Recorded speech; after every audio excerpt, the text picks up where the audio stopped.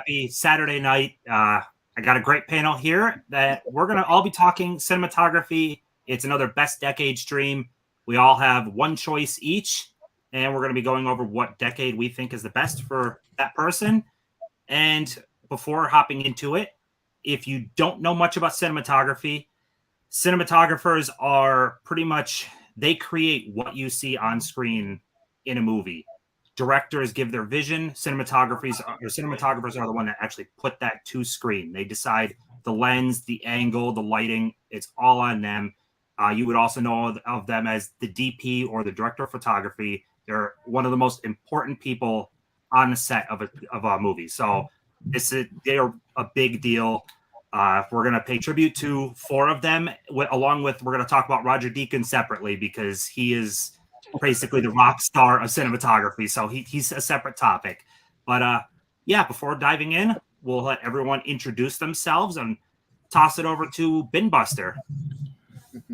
I just want to say thank you Tim for having me here tonight, talking cinematography. Yeah, it's going to be fun. The storytelling of pictures and lighting and movies and everything. As you guys know, I'm BinBuster. You can find me right here on YouTube on the BinBuster channel. It's actually the name's right there. And you can find me on Instagram, Twitter, TikTok at the BinBuster. And also tomorrow night, I'm on Cult of Collectors, their podcast right here on YouTube. So that's going to be fun as well. That's awesome. Yeah, the Cult of Collectors, it's a good group of guys. I did the stream with them before. So anyone, definitely check that out. It'll be a good stream, fun time. Like I said, good group of guys. And also, he mentioned about subscribe and all that. Links down below for everyone here. I have their Instagram, their YouTube. Follow, subscribe, all that fun stuff. And now toss it over to Ryan. I misunderstood the assignment. I brought 7 choices. Is that okay? Okay. This is Ryan from Movies with Ryan. I do a weekly video on YouTube every Wednesday. I have a monthly video come out on my collection update of stuff I did not pick up on camera, which will be one coming out tomorrow.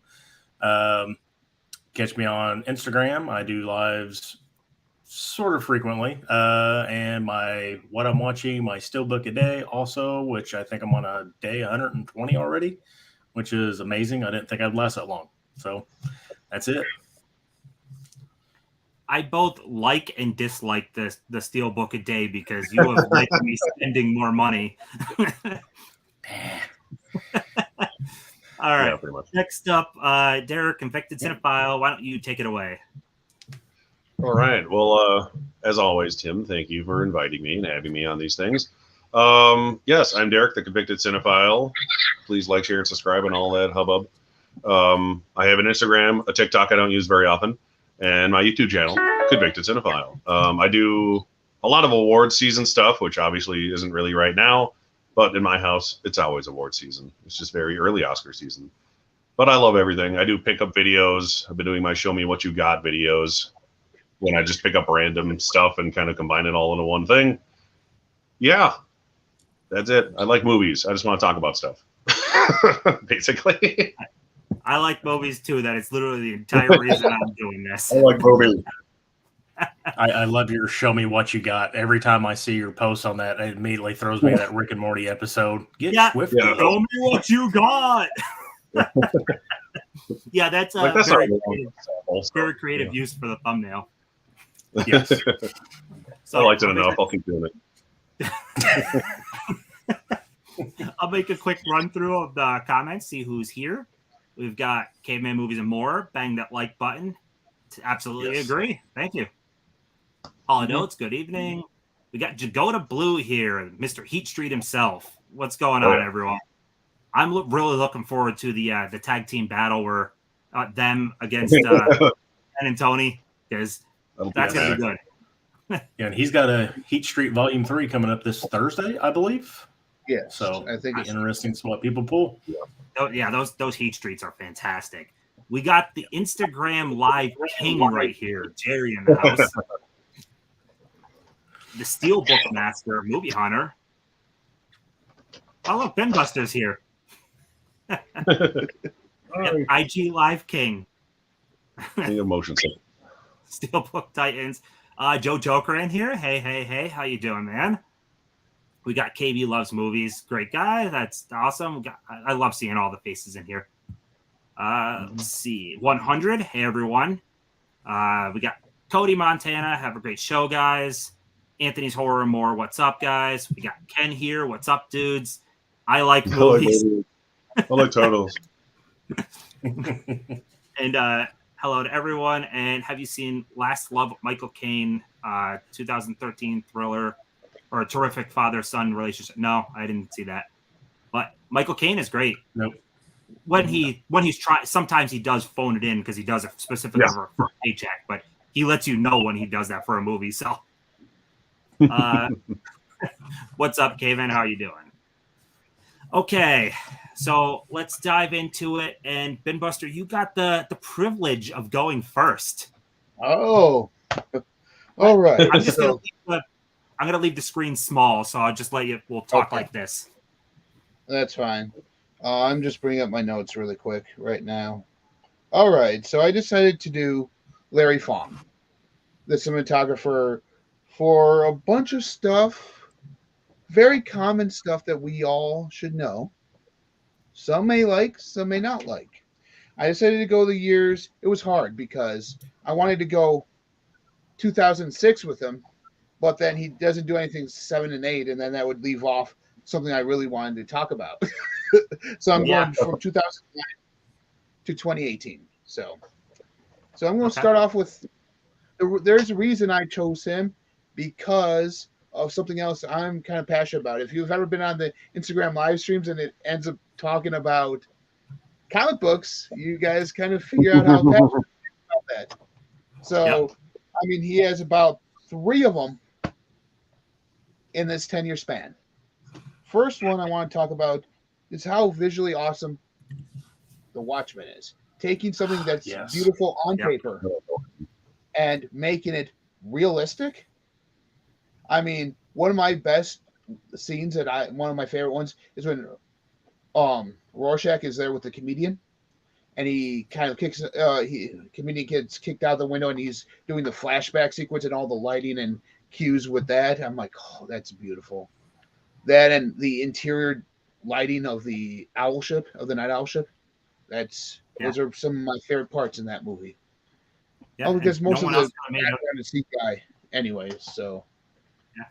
And no one else could have made a blue schlong look as good as that. So several of them at that. I don't know. I think Frank Miller actually did. So the next one is also a Zack Snyder film. It's Sucker Punch. Ooh, that's a very visual movie. Yeah, I love that movie. I'm not going to say much about this. If you've seen it, you know. Yep. So yes, you know. Yeah, and the one I left off in 2006 was 300. If anyone was wondering. So also, I'll put all of those very visual movies. The next one is one I personally like. One of my favorites. I just love how the kids are using an old school camera and all the shots that they take with that. And that's just amazing that he actually shot those for those kids and actually used his own footage in the movie. And that's Super 8. And love also that movie. And also all the town shots and everything. So beautiful, so amazing. That train crash, that whole sequence is incredible. Yes. Yeah, and his next one he has is the first one of the Now You See Me one. The very first one. He does that. I especially love the part where they're on stage and doing the magic tricks, and you just see it the way it's like. It makes you feel like you're in Vegas. I don't know about you, but seeing all the magic tricks, the way he just shoots them, moves with everything going on. Yeah, that's amazing. And in this 10-year period, his final superhero movie he did is one that many people might bash as one of the worst. But Batman Dawn of Justice. I don't know. Like I said with Watchmen, you take the fight between Batman and Superman from paper, and you make that in the rain, and you make that realistic like he did, I'm like, I don't know if anyone who could have done better, and not have it all be CGI. So Yeah. His next one came in, what year was that? 2017.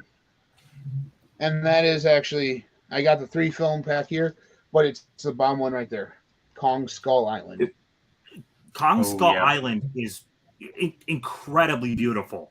Like It is. It is all cool, that jungle scenery, everything is shot amazing. The angles of showing Kong from the ground, you just see how towering he is. Like, yeah, that I love that flick. Yeah. And finally, the last one we did in 2018, The Predator. No, I still haven't just, seen that one yet. just like how it's evolved, and I will even show you the back. Right there, like I said, with the Night Owl ship, them on the them right there, that's a well lit, and one of my best scenes. It's so gritty and dirty. I just love it. So, and that's why I chose Larry Fong. So, I didn't know this was going to be show and tell. I forgot to bring my movies up. I did. Hopefully, don't pick mine, so I can't show them. That's definitely a So- cool It's fun. choice with a lot of fun summer blockbuster type stuff, and that's good. I like that. So I never heard of him until you Punch- mentioned it, and I noticed he did a lot of awesome music videos from the '90s, like a lot of REM videos and stuff. And I thought that was cool. So I was doing a little research beforehand. I was looking up bad movies with great cinematography. Sucker Punch was either the number 1 or the number 2 across several lists, which is blasphemy because Sucker Punch is a great movie, but I was kind of mad about that.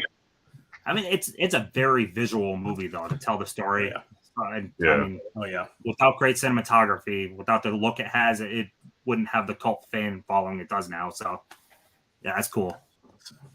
I still remember the first time I seen Watchmen. I knew nothing about him. I just knew it was a comic book movie. It looked awesome. It looked something different. And I took a girl that I just started dating to the movie, and we're sitting there watching it. And all of a sudden, there's a 15-foot tall blue penis on the screen in front of us. I was like, oh my God, what did I just bring her to? Was not expecting that. Yeah.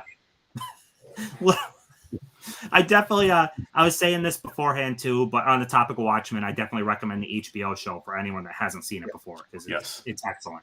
I still haven't watched it yet. and Yeah, I recommend if you don't have it, get the ultimate cut because as the cartoon, what is it, the Black Freighter, the Handmaid's Tales of the Black Freighter, integrated right where it belongs in the movie. So, Oh, that's cool. I never saw that cut actually. Alrighty, Ryan, you want to go with your choice? All right. So I actually chose a cinematographer that has not had a lengthy career. He's a fairly new guy on the block, but he's done some stellar work so far, and that's going to be Hoyt van Hoytema. Okay. And Yep. okay, somebody knows who he is. All right. I'm going to start in 2011. But honestly, I'm just going to throw his other 2 movies in beforehand. The Fighter in 2010 and Let the Right One In, the Swedish vampire movie from 2008. But 2011, we get a thriller, spy thriller, Tinker Tailor Soldier Spy. Excellent. We get one of my favorite movies, and I think this movie is beautiful, Her. 2014, yes. 2014, we get Interstellar. And if anybody... Yeah. Yes, because that is not beautiful.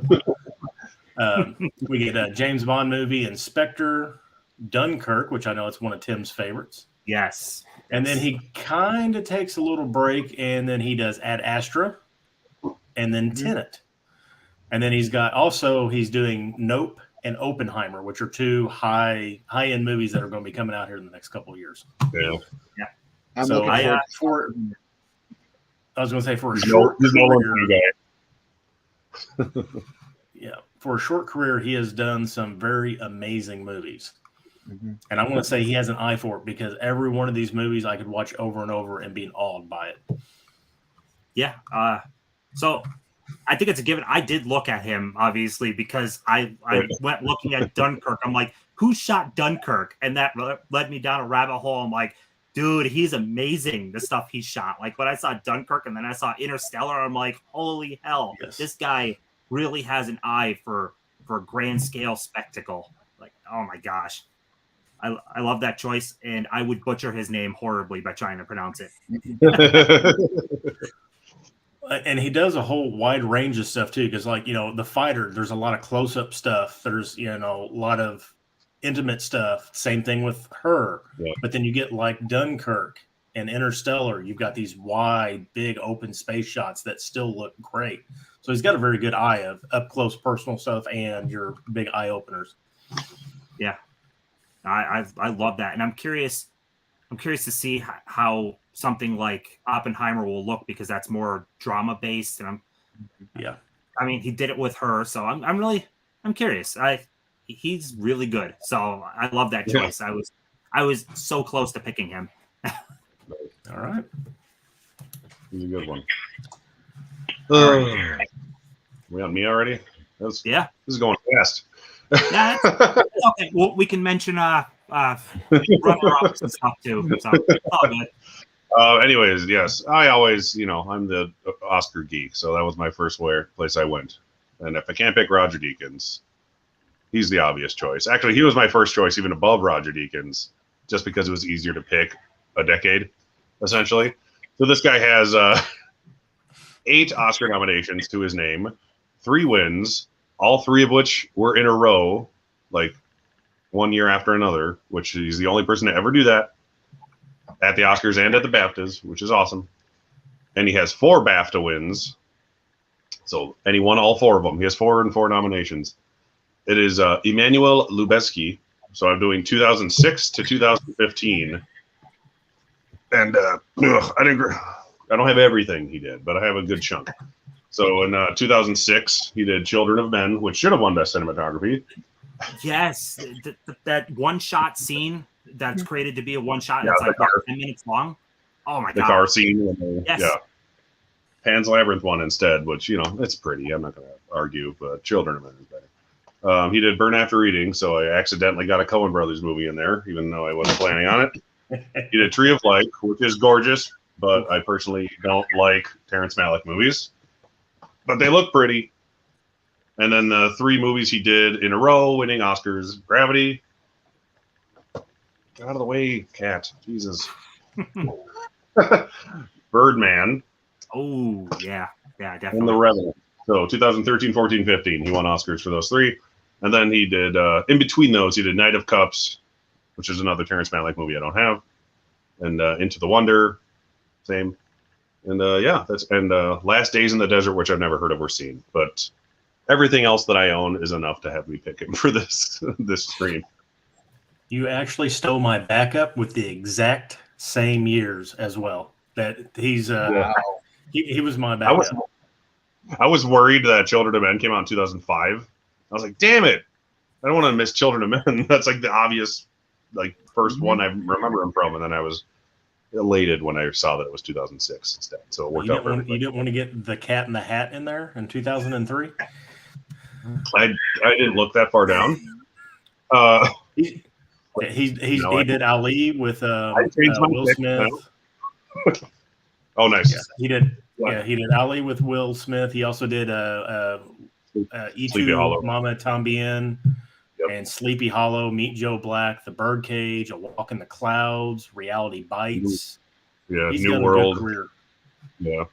So he knows what he's doing. Did you watch the special features on how they created the whole car scene? Because it's amazing. I did a while ago. Yeah. Yeah. The amount of pre-planning that has to go into something that you're making it look like a one shot like that. It's incredible the amount of work that has to go into it. You spend more time pre-planning than you do actually shooting the scene. So, absolutely. Yeah. It is. And then it's Birdman, which is like the ultimate version of that, Yeah. And Gravity too, which is all the visual effects version of that, essentially. Yeah. How they shot that movie is just crazy. So that's a good choice, and that wasn't so. Neither one of you guys took my main or my backup, which is cool. So I have two that I could actually mention when we mention any honorable mentions if we wanted to. But okay, so for mine, for my primary, let me get my notes up. So if you were to make a top 10 Hitchcock list, you're going to pick your top 10 Hitchcock movies.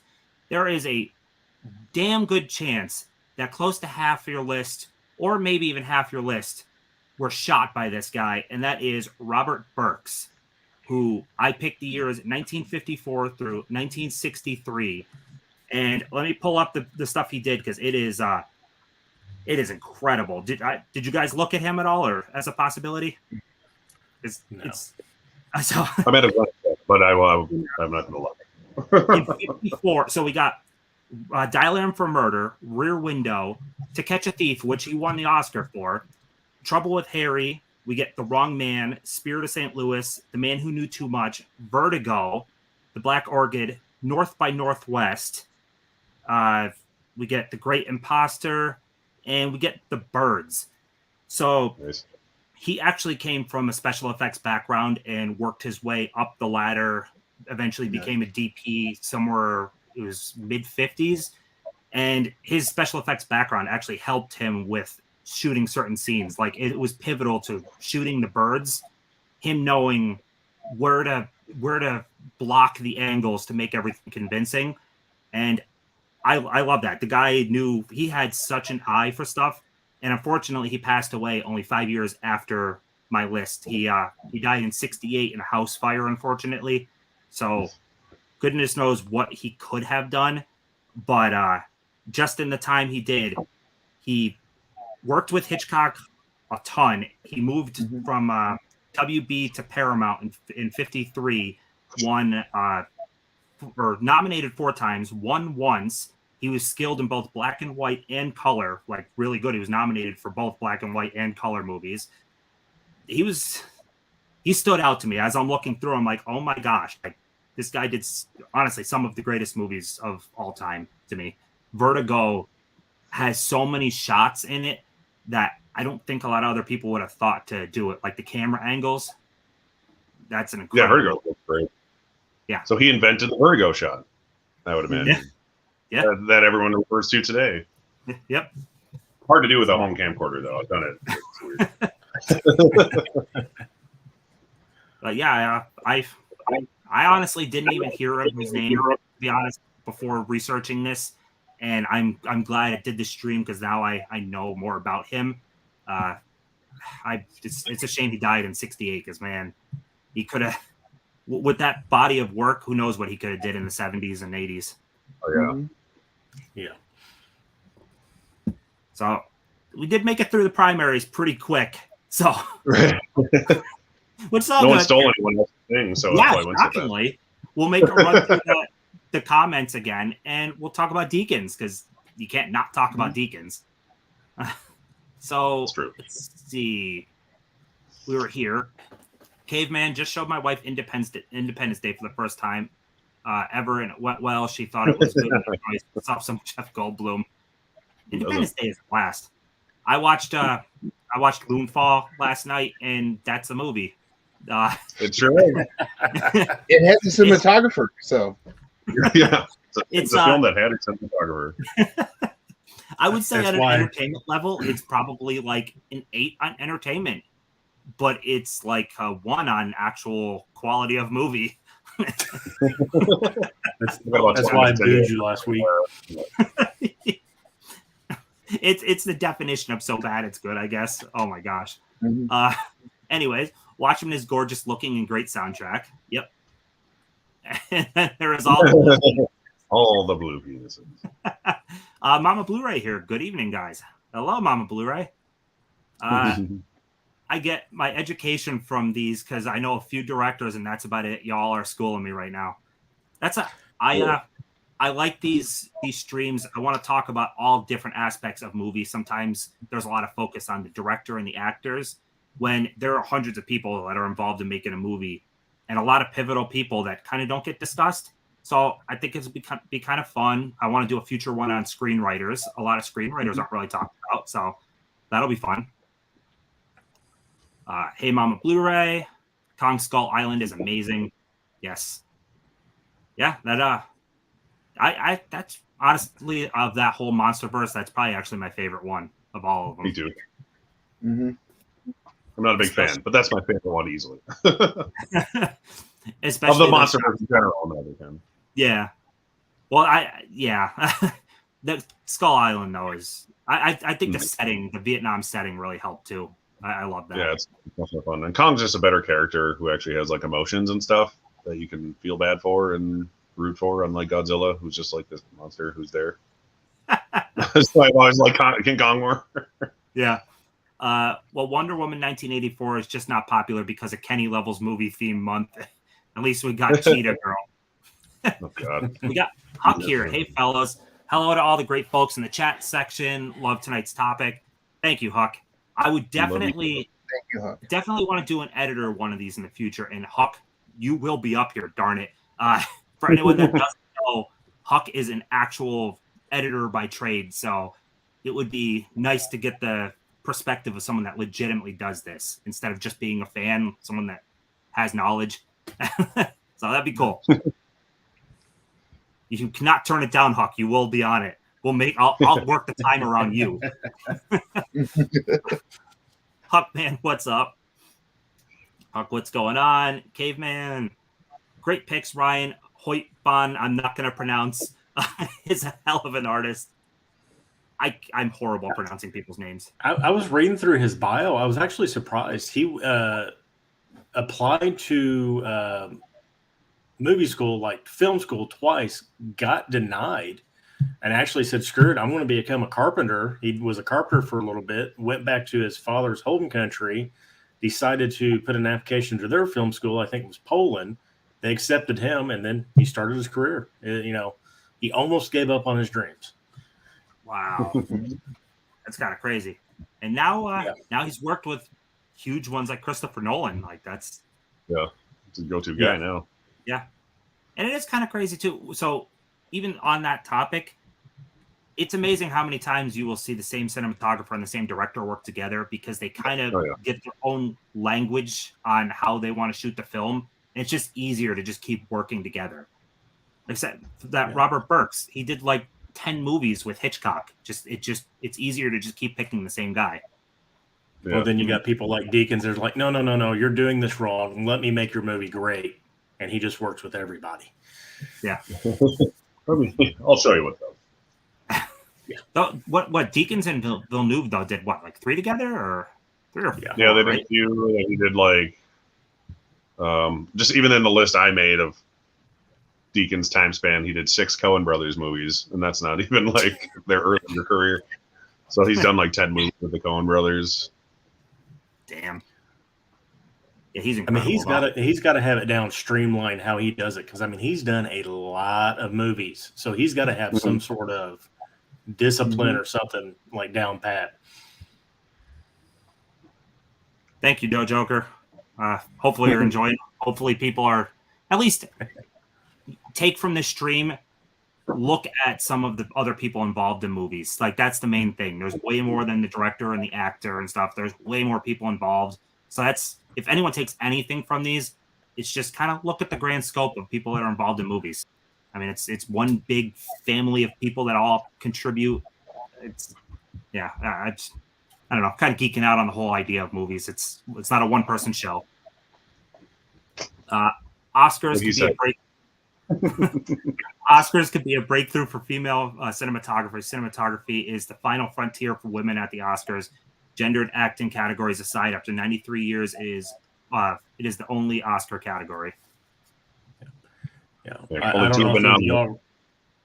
know if any of y'all ran into it when doing research on this. When I was looking through there, I think I only ran across maybe one woman on any lists of top cinematographers, and I think she was back in the day. Not many. Yeah, I mean it's that way in a lot of different. I don't know. It's just, I mean, even we did the director's stream and women didn't come up that much. Like I don't know. It's just women don't get the same opportunity, I guess, to work their way up over time. I'm not sure. I mean, I don't know. I got to do more women-focused ones, though. I got to do an actress one of these at some point, too. Because I even did the actor one, and the intention was going to be you could pick actor or actress, but nobody picked actress. So I got to do like an actress-focused one. Make them pick one. Pretty much, yeah. Chilling with the stream, got halfway through watching 30 Days a Night, but paused it to watch the stream. So do you guys know who the cinematographer of 30 Days a Night is? I don't know, but I'm wondering what he's thinking of it because I know he had never seen it before after we talked about horror movies on my stream. And he said he's going to watch it, and he said he's going to do it tonight. So I hope he's enjoying it because I really love 30 Days a Night. I think it's fantastic. Yeah, it's pretty cool. I only watched it once, but I enjoyed it. Joe Williams, he did Hard Candy and a bunch of the Hunger Games movies and stuff. But so that top-down shot of when everyone's getting massacred in the snow, one of my favorite shots in all of horror. Like you see the contrast of the white snow and the blood just spraying everywhere. I can't tell you how much I love that scene. So that was brilliant to shoot that from like a top-down perspective. Lord Jagoda. Thanks for the shout out, Caveman. Nice. Good, can't complain. I'm kind of surprised no one picked Robert Elswit. He's up there. If I had more people up here, but we got backup choices too. My backup choice is very, very good too. Could have been like primary choice level. But, yeah, I was debating switching too. Climactic plot twist, cool platinum blonde, presence on domineering mother in someone's life, innocence cause, restricting action to a single setting to increase attention, lifeboat, rear window. Yep. Huck is awesome. Yep. Challenge accepted. Yep. There we go. You can't pick yourself. One of us will, just to be fun. Yeah. I feel we need a tearjerker month. Too many talk about it. One I just watched, Last Love. I love tearjerkers. Like I really this is about cinematography, but this is a rough movie. I just got this in the mail. So that's really good for Caveman. If you want a tearjerker, watch that one. It'll make you angry and sad. 50-50. That one always makes me cry. Yeah. So that's a good one. Claire Mathon. So if you could tell 100, my background is Portrait of a Lady on Fire. I 100% agree with you. She's great, and Portrait of a Lady on Fire is one of the best shot movies I think of the past like 5 years at least.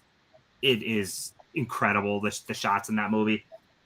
And I still got to see Spencer, but from what I hear, Spencer is beautiful also. Yes. Weird, but beautiful. Catherine Bigelow, you can't forget her in Hurt Locker. No, I'm not forgetting her. She's great, but it's just the amount of women directors. You say women director, and like Catherine Bigelow pops to mind first, and I wish it wasn't that way, I guess. Yeah, and Jane Campion, and that's about it. Yeah. But you could ask for a male director, and you'll get 30 different choices that pop to people's head. And a Hitchcock, a Nolan, a Tarantino, like. Just needs to be more women directors that actually make it big. Ryan, it's crazy. Speaking of cinematographers, I still more on the one that killed by Baldwin on the set of Rust. Yeah. I didn't know anything about her, but I was curious to watch something after hearing about that. That is such a horrible situation. I mean, it's the same thing that happened to Brandon Lee, right? Like the same. More or less. Yeah. Close enough. It's amazing that same thing can happen 30 years later. Yep. I understood. Hot take: Moonfall is today's Armageddon. Armageddon way better. Armageddon make you cry. Armageddon. I like Deep Impact more than Armageddon, but Armageddon, I don't think is that bad of a movie compared. Like Moonfall is legitimately a disaster. not a disaster genre. I mean, they're using satellite phones after all the satellites are gone. For some reason, everyone could survive the moon falling if you go to Colorado because Colorado, for some reason, sponsored the movie. I don't know. It's It's It's terrible. probably I where mean, it's filmed. it's entertaining but terrible. I mean, Halle Berry's a great actress and she's awful in it. I mean, awful. Diablo Cody. Yes. Yeah, there is good ones. It's just I wish yeah. Tim, I know you like classics. Did you consider Russell Meddy? He has a truly impressive body of work. I think I ran across his name, but I have to look that up. Do you guys know that off the top of your head? No. I do not. No. Let's see. I did a lot of research, but there's God, there's so many. So he did Spartacus. He did Touch of Evil. Okay, that's a winner right there. Nice. Yeah, Touch of Evil. That opening scene, the first 5-6 minutes, is incredible, man. Oh my god, he did Spartacus. That's talk about a grand epic right there. Mm-hmm. Ooh, that is a damn good choice. 100. Maybe I should have. I could have looked that direct. I went with the classic, but just not. Damn, I like that choice a lot. Touch of Mink. That's a good one. Ooh, I like that. I like that choice a lot. And he seriously said Armageddon made him cry. Moonfall made me cry at how bad it was. For good reasons. It's so bad. Oh my god. Oh, wow. I almost legitimately thought about doing a video review on it, but I don't necessarily want to trash it because it's entertaining, but it's bad. It's so bad. Anyway, let's hop into Deacons, and why don't we do this in reverse order? And Derek, what year ranges were you looking at for Deacons? It's not easy, which is why I wasn't going to pick them to begin with. I went 2000 to 2009, which gets you Oh Brother Where Art Thou, Man Who Wasn't There, Dinner with Friends, which is an HBO movie apparently I've never heard of, Beautiful Mind, Levity, which stars a lot of people from Coen Brothers movies and other movies he's done, Intolerable Cruelty, House of Sand and Fog, The Lady Killers, which I love and everyone else hates, The Village, which looks gorgeous no matter how much you don't like the movie, Jarhead, which is some of the most underrated cinematography ever, in my opinion, No Country for Old Men, which is possibly my favorite movie of all time, In the Valley of Elah, which is boring as hell, but I'm not going to blame him. The Assassination of Jesse James by the coward Robert Ford. All three of those were in the same year. He got nominated for 2 of them.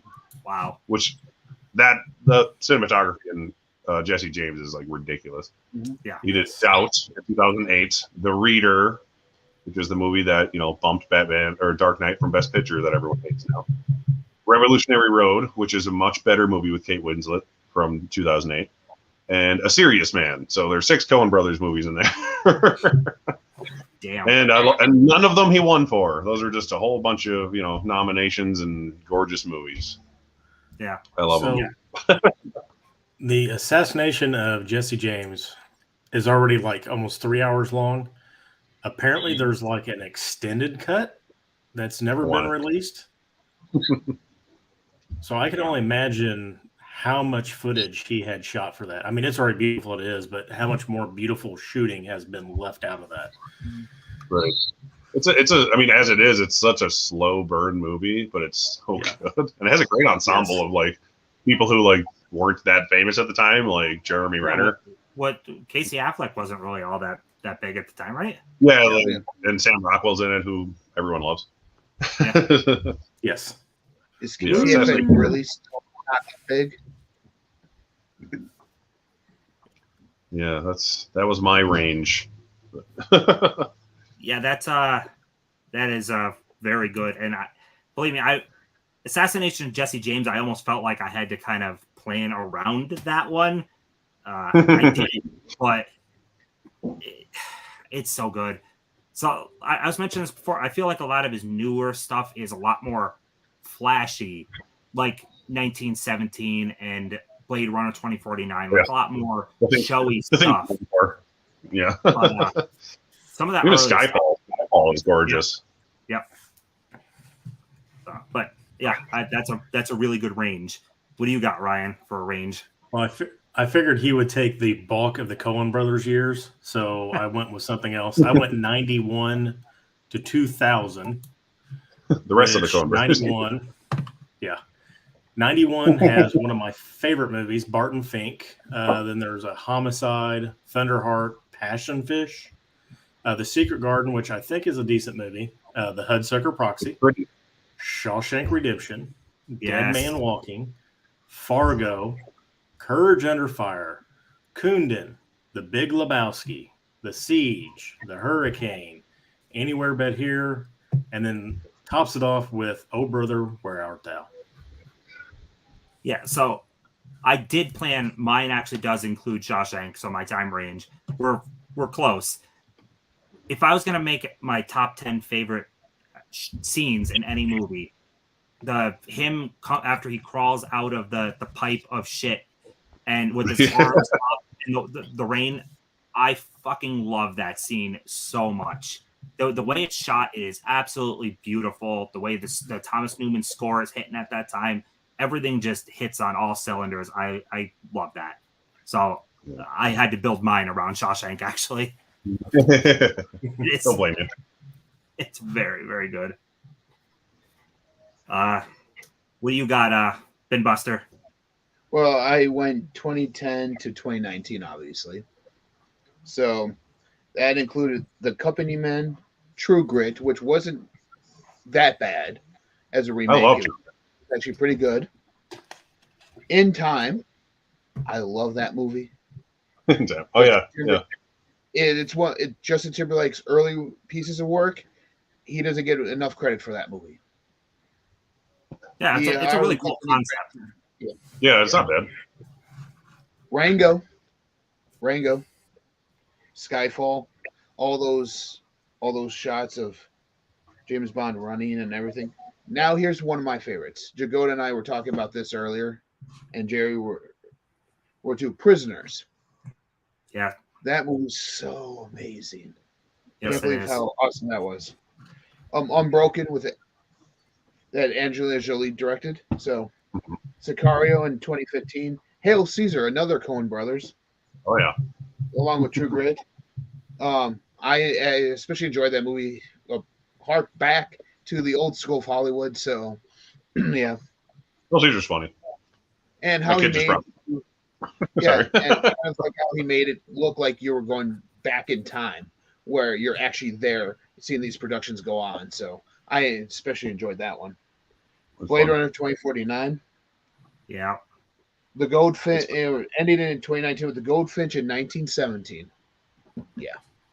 So, yeah, 1917. I mean, that kind of goes without saying. That's incredible. Again, I still fall in the Dunkirk camp, but because they get compared a lot. But 1917 is it's masterful. When I watched the whole all the special features and stuff, the amount of planning that had to go into exactly where they're going to cut.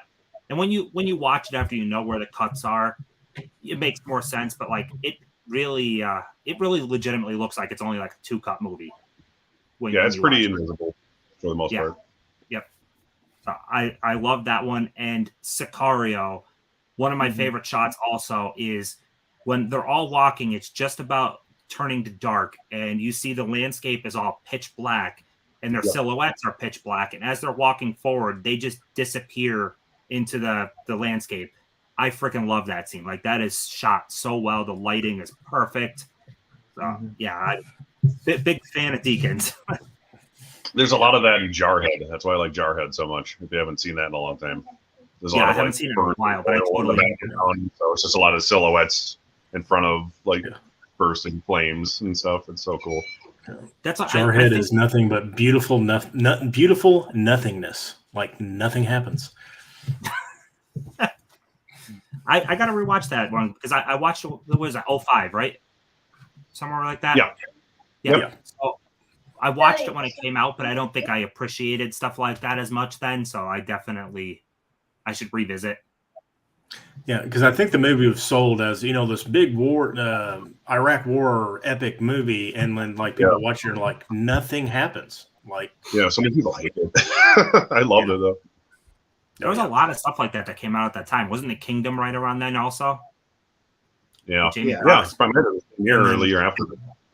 Green Zone with Matt Damon, I think, came out around the same period too. Yeah. So And Jimmy Fox is in Jarhead too. So for my range, it's almost the same as Ryan's, except for I started at 94. So I end up going to 03, which includes Man Who Wasn't There, Dinner with Friends, Beautiful Mind. Beautiful Mind is beautifully shot. That's an excellent flick. I forgot he shot that. I printed this. I love that one. It actually, I would love if it got a better like Blu-ray release. All we got is like the standard studio release from like That's what I got. Yeah, the 100 years one or whatever. Yeah, and last one would be Intolerable Cruelty, which that's a good one.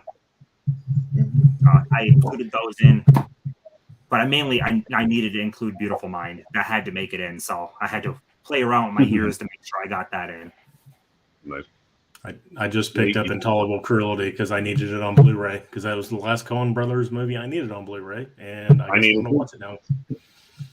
I need it too. It's funny. It's really funny. They didn't. Trying to remember something about that movie that's different than the rest of theirs. I think they didn't originally write it, but they rewrote it and directed it, so it's like not quite a Coen Brothers movie, but it's still very much a Coen Brothers movie. It's funnier than you would expect. I've watched it a few times. Like Bad Santa. Bad Santa is so much fun.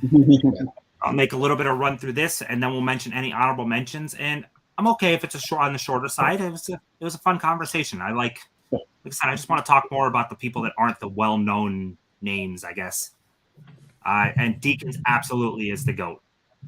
That's why we made him a separate topic. Kind of like John Williams with the scores. It kind of feels like an easy choice picking him. So it's easier to we all pick him. Dinner with Friends had beautifully light score that helps make the film less boring. Have you guys heard of Scott Prop and Roll? No, he's not me. He's a legit prop guy, and he explains movie props and how they work from guns to pretty much anything. No, nice, that's cool. Yeah, I'm interested in that. Message me more about that. I'm curious. Yeah, that's cool. Speaking, there was actually Disney had like a prop show. It was really good. Oh yeah, it only ran for like one season, but I liked it a lot. But speaking Casey Affleck, the score of Parksville Being a Wallflower is way underrated and does not get talked about. Yes, man who knew too little in the hotel after the interrogation. Boris the Butcher, I butcher Lavotsky. any name. Yeah, I can't pronounce stuff. To butcher their names. I butcher. I'll butcher the simplest name. But walks out of room to call. I'm not pronouncing. Ludmila Krupkin. Yeah, you say with the accent, so it sounds like you're smart. Yeah, I'm terrible at pronouncing names. I don't know. I'll just say Wallace Ritchie uses the mallet to break down the door. He yells, "Here's Johnny." This is a nod to Jack Torrance breaking down the door with an axe and saying the same thing in The Shining. The mallet is also a signature weapon used by Jack Torrance in Stephen King's novel The Shining, unlike the axe used in Stanley Kubrick's movie. I've never read the book. I did not know that. Yeah, I remember hearing that. I forgot about that. No wonder the movie's better. Sicario is amazing. The shot when they're on the move before the sunrise is an epic shot. Yep. Man Who Knew Too Little. This movie plays homage to two films by Hitchcock. Man Who Knew Too Much. Love that one. And North by Northwest. Yep. Legend has it Roger Deakins acquired his skills when he sold his soul to the cinematography. It was worth it. Yes. All right, so just make a quick run through on anything you guys had for backups. If you want to mention them, now is the time, and pretty much whoever wants to go can go. I will if no one else will. I went Lauren Scher, and I went from 2010 to 2019. So I mean, you have with Todd Phillips. I mean, he worked with four movies with Todd Phillips in that time frame. No, five. That was Due Date. Started with the Due Date. Hangover Part 2 in 2011. Also in 2011, The Big Year. Paul. 2012, The Dictator. Yeah, a lot of comedy here. 2013, again with Todd Phillips in The Hangover Part 3. Worked with Zach Braff in 2014, in Which I Were Here. The amazing War Dogs, again with Todd Phillips. I like that flick a lot. There's Yeah. good shots in that movie too. 2019 brought us Godzilla King of the Monsters. Okay. And the one that he's been nominated for the most, Joker. Ooh. Yeah, you can't argue with that. Yeah. All right. That's a cool choice. And so I didn't fall on the Joker love train as a movie per se, but it is beautifully shot and the score is fantastic. So those two things do stand out to me heavily. I need to watch this and watch this theater. Well, since Derek took my backup, Emmanuel Lubezki, I have Janusz Kaminski. Yeah, Janusz, J-A-N-U-S-Z. Yes, Janusz Kaminski. Exact same years, 1993 to 2002. He was my second backup. So, yeah. So, Trouble Bound and the Adventures of Huck Finn, probably not a whole lot of people know about that, but Schindler's List, Little Giants, How to Make an American Quilt, Jerry Maguire, The Lost World Jurassic Park, Amistad, Saving Private Ryan, Artificial Intelligence, Minority Report, and then Catch Me If You Can. And he's done a bunch of other stuff too. He did Cool as Ice. That's the most important thing. Very Spielberg heavy. I like that. So you went from Schindler's List to Little Giants. That's awesome. Yes. Right? I laughed when he did the Giants when I printed that off. I was like, what?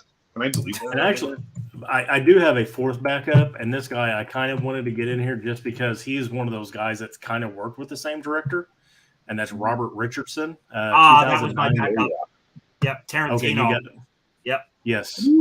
So you can cheat with him in this because I started in 2009. You got Inglourious Bastards, Shutter Island, Eat, Pray, Love, and then this is the cheating part. Kill Bill, The Whole Bloody Affair. Oh, that is so cheating. Yes. Hugo, Django Unchained, World War Z's, or World War Z, I should say. And then Hateful Eight, when we go, 2019. Yeah, Hateful Eight, Live by Night, The Return, Breathe, Adrift, Private War, Once Upon a Time in Hollywood. So, so he's another one of those guys that worked heavily with the same director. Yeah, I didn't cheat that. I did 03 through 12 because I had to start with Kill Bill, getting Kill Bill 1 and 2, Aviator, Good Shepherd, and then it hits Inglourious Bastards, which that's where you started. So I just I wanted Kill Bill in there too, and then when I was scrolling up, I seen that Whole Bloody Affair. I'm like, oh, I can cheat this. Yeah, it was a release of some kind. It counts. Yeah. Yes. Okay. Well, right. Yeah, he was close to being my primary because I was like, oh damn, he worked with Tarantino for like some of his best stuff. Yeah. Mm-hmm. And Scorsese for a few things. Yeah. Yes. So you took my second backup with Kaminski, so that's one thing I like about doing this. I mean, I'm not super knowledgeable about what happens behind scenes and all that, but actually being able to do homework, looking at my favorite movies and seeing who's actually put their time in these movies, it's been great learning about these people. And the one thing I have noticed, you can have a bad director, you can have a bad writer, you can have bad actors, but you can have a great cinematographer and still have a good-looking movie. Yeah. Mm-hmm. I mean, like Moonfall. I'm sure it looks great, but it's a movie. it is a movie. I've said it many times. There's two things that if it gets nailed, there's a chance I'm going to like it at some way. And it's score and cinematography. You nail those two things, and I'm going to probably walk away from your movie liking it. I mean, I love those two aspects. They help, that's for sure. All right. So I'm actually wearing and drinking out of my second choice. Ooh, Silver okay. Camera. For all the kids who don't know. This guy is like, he has over 100 credits, which is ridiculous. And he's still kicking. He's worked with two of my favorite directors several times. and he's not a big awards guy. I picked him even without that. He's only been nominated once in his whole career of over 100 things. But Dean Cundey from 1980 to 1995. We got, and this is like he did Halloween 1, 2, and 3, and The Thing, and all these John Carpenter movies. I didn't even pick those because I already did John Carpenter for the director's thing, so I kind of skipped his stuff. He did that. So movie, 1986. He did Big Trouble in Little China. Why can't I point at Jurassic Park? I was trying to point at Jurassic Park, and I'm horrible at pointing. I kind of thought you might pick him for that. That's why I was surprised. Yeah, you did Big Trouble in Little China, Project X, Big Business, Who Framed Roger Rabbit, Roadhouse, Back to the Future 1, 2, and 3, Nothing But Trouble, Hook, Death Becomes Her, Jurassic Park, The Flintstones, Casper, and Apollo 13 in those years. So he's solid as a rock. That's what I say about Dean Cundey. Even though if you don't remember him, if you want your movie to just be good, get Dean Cundey to shoot it for you. It might not be the prettiest thing in the world, but it'll be good.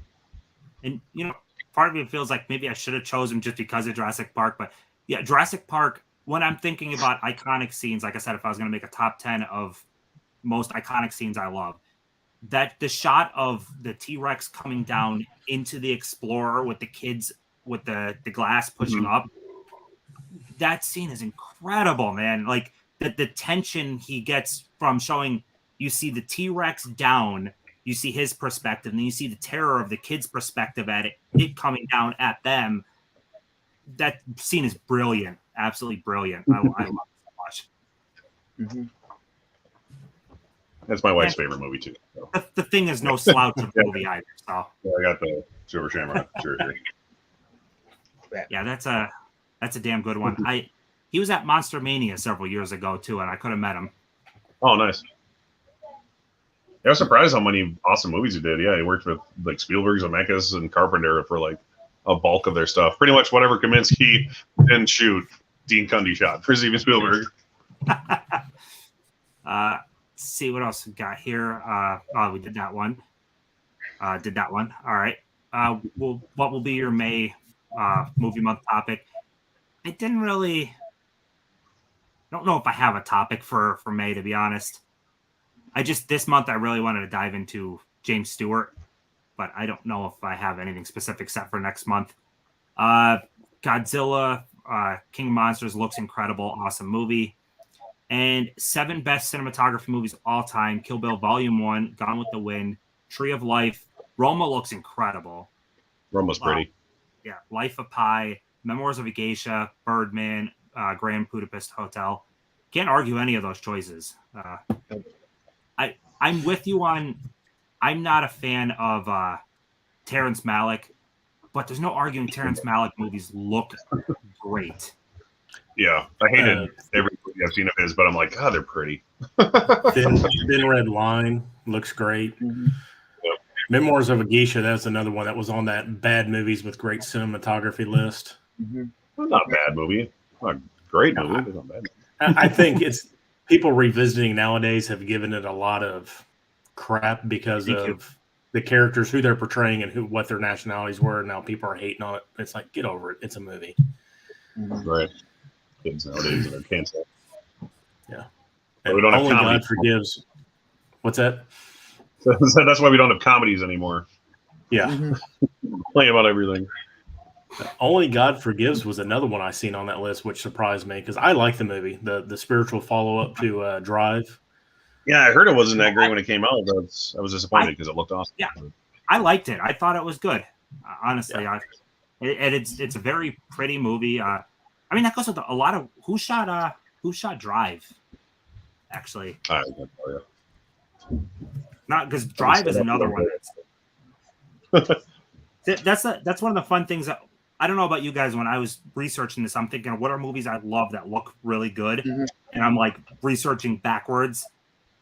But Newton Thomas Siegel, he did. I know that name. Usual Suspects, Three Kings. So okay, he did that newer movie Cherry and Dog. What else? Some X-Men. Oh my God! So he did, in order, He did Drive, took a year off, and then did Movie 43. Nice. Oh my god. That's actually really funny, to be honest. But yeah, get Drive. paid, don't. Yeah, Drive's a very pretty movie. Mm-hmm. And don't worry, Caveman, I will see No Way Out. He keeps recommending No Way Out, and I was actually going to buy it on Amazon because I got to watch it. It's a 1987 movie, so I got to see it. Which one is that again? I can't think of them. It's a Costner movie. I don't know anything about it besides that it has Kevin Costner. But Yeah, I was like, I knew the name. It's got So it has him to and be Gene good. Hackman, Sean Young, Will Patton, and Midnight in the Garden of Good and Evil. So we ran through everything much quicker than I thought, which that's okay. Nothing wrong with that. Still on for an hour. Any closing remarks before you guys do your whole signing off stuff? Anything else? Nothing I can think Works. No. Works for me. So, Ben, I'm going to make you full screen and you can close yourself out, say whatever you want. La la la la la. And no, I'm kidding. There you go. I'm the BinBuster, and what I do on my channel is I go to thrift stores, Goodwills, go to those dump bins in Walmart and other stores, find movies that may not be very popular, may not be well liked. I watch them, review them, so I waste my money, so you don't have to. I picked up Moonfall, so I can save you guys some money. So It'll be in the $5 bin here in a couple weeks. yeah. Right. That's what I'm waiting for. Just hide one of those lenticular slips somewhere so you can take it later on. Need a discussion I have video no on just clue. Moonfall. And Ryan, you would lead it, right? A discussion No. video on Moonfall. No. I Let's have do a no roll and desire to break, see so it. that'd be good. All right, Ryan, I'm going to take you full screen and you tell us how much you love Moonfall. I love it so much. I'm saving my virginity to see it. Anyway. What? Yeah, figure that one out. So this is Ryan from Movies with Ryan. I do a weekly video where I either do thrifting, unboxing, mail calls, lists, my favorite 5, all sorts of fun stuff. Follow me, subscribe. I'm trying to hit 500 by the end of the year. I think I'm at close to 350 right now. So that would be a great goal. Also on Instagram where I do my random pickups, IG lives, what I'm watching, and my steelbook a day. So if you want to see my steelbook collection, I am doing 365 days of steelbooks. That's all I got. Mm-hmm. And speaking of you being at 350, all 3 of you guys deserve like way more subs than you got. So Thanks. if Thank you. like I said, if anyone that's watching this either replay or live, you're not subbed, sub to these guys. Seriously, they're all numbers are too low. We got to pump up those numbers. They're rookie numbers. You gotta pump them up. Yeah. All right, your turn, Derek. Well, yes, I am Derek. Like you said, convicted cinephile. My thing I say is I like to talk, shop, and pop open movies, which is essentially what I do. I like to bullshit about movies I like. I show you things I buy and unbox them on occasion. And yeah, I like to do things like this and pretend that I'm social. So yeah, please subscribe to my YouTube channel. It makes me feel special. And follow me on Instagram. I finally hit 500 followers on Instagram and 100 subscribers like on the same day this week. So that was cool. Yeah. Congratulations. Just on pretend to like me so I can feel like I matter. I'm there. Yeah, it's You no hit that joke first how one. hard it is to hit some of those milestones. So hitting that first 100 is a big deal. Like it's hard. It took a bit. Yeah, the YouTube algorithm does not like new channels at all. No. So it's a big deal. But yeah, that's all I got. Thank you everyone who's tuned in, watched these great guys, subbed them all. Links are below. And next one, like I said, I'm thinking I might do screenwriters next. But yeah, that's all I got. So I guess see you next time. Bye.